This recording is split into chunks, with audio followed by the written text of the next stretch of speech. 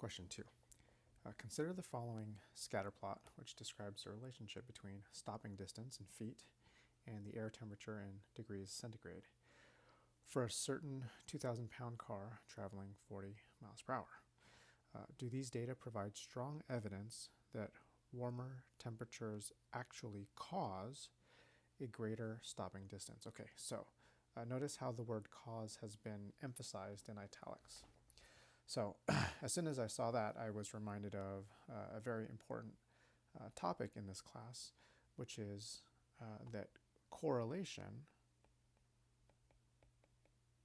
does not mean the same thing as causation. Okay. So just because two variables are correlated, even if it's a very strong correlation, does not mean that one variable causes the other. All right. Now these variables here are moderately correlated. I mean, if I had to guess, that's probably like a 0.7 or something like that. But that doesn't mean that the temperature is causing the stopping, the warmer the temperature, sorry, it does not mean that warmer temperatures cause the stopping distance to increase. Okay, so we're going to eliminate A. Okay. Now, the other four say no. B says it's because the correlation isn't perfectly +1. Well, even if it was perfectly +1, it still wouldn't mean that one variable caused the other. C, no, we can't be sure the temperature is responsible for the difference in stopping distances. That sounds like a reasonable answer. Let's put a star by it and we'll come back.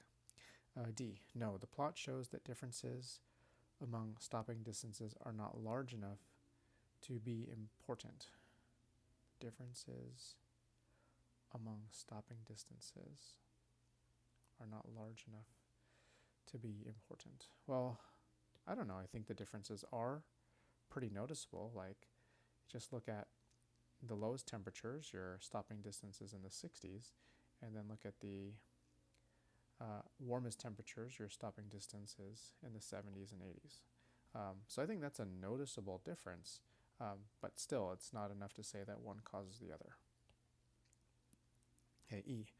No, the plot shows that stopping distances go down as temperature increases. Well, that's false. There's clearly an upward trend.